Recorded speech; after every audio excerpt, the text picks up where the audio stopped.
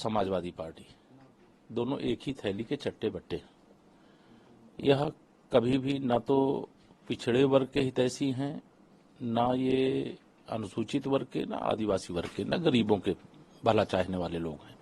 यह सदा कैसे जोड़ तोड़ करके, तोड़ फोड़ करके, लोगों को बांट करके, लोगों को लड़ा करके सत्ता प्राप्त की जाए, केवल एक ही फार्मूला जानते हैं।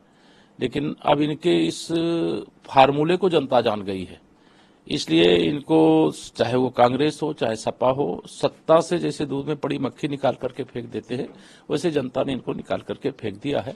आज देश में, उत्तर प्रदेश में जिन 5 राज्यों में चुनाव हो रहे हैं वहां भाजपा की लहर चल रही है और बड़ी विजय हम लोग यह विधानसभा के चुनाव जिसे सेमीफाइनल भी कहा जा रहा है उसमें भी प्राप्त कर रहे हैं। और 2024 में तीसरी बार मोदी सरकार प्रचंड बहुमत से, पहली बार से ज्यादा दूसरी बार लोकसभा की सीटें आई थी, दूसरी बार से ज्यादा तीसरी बार आई। सर, सपा और कांग्रेस में लगातार जो है सीटों को लेके, तमाम चीजों को लेके चर्चाएं सामने आ रही हैं। देखिए, गठबंधन कितना कारगर साबित होगा? हमारा ये मानना है ये गठबंधन है ही नहीं, ये ठगबंधन है।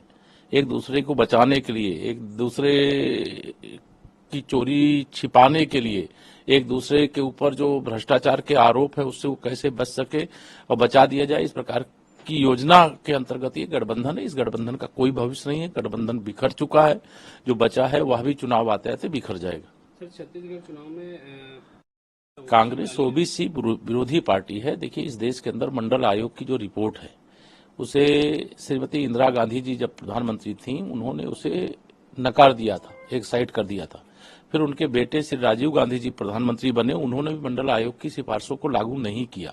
और जब भाजपा के समर्थन से श्री बीपी सिंह जी की सरकार आई थी उस समय मंडल आयोग की रिपोर्टें लागू हुई, उसमें पिछड़े वर्ग को जो आरक्षण का लाभ है मिलना शुरू हुआ। और अभी भी बहुत कुछ किया जाना बाकी है और कांग्रेस से कोई उम्मीद नहीं है देश के, विशेष तौर से ओबीसी वर्ग को। ओबीसी विरोधी पार्टी है, ये ओबीसी के नाम पे धोखा देने वाली पार्टी है और ओबीसी का कभी इन्होंने हित नहीं चाहा। जिस समाज की आबादी 60% हो और उसके साथ आजादी के बाद से लगातार अन्याय करने वाली पार्टी अगर कोई है तो वो कांग्रेस पार्टी।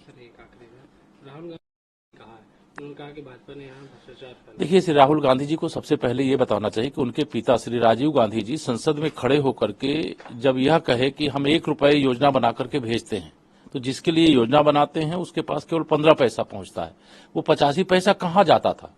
प्रधानमंत्री नरेंद्र मोदी जी के नेतृत्व में जब से सरकार बनी है 30 लाख करोड़ से अधिक लोगों के खाते में भेजा गया और पूरा का पूरा पैसा लोगों के खाते में पहुंचा है। हम 100 में से 100% मतलब भ्रष्टाचार मुक्त करने का काम करने वाली सरकार है और जो 100 रुपया में से 85 रुपया का भ्रष्टाचार करते थे वो भ्रष्टाचार के बारे में ना बोले तो अच्छा है। कांग्रेस तो भ्रष्टाचार की अम्मा है।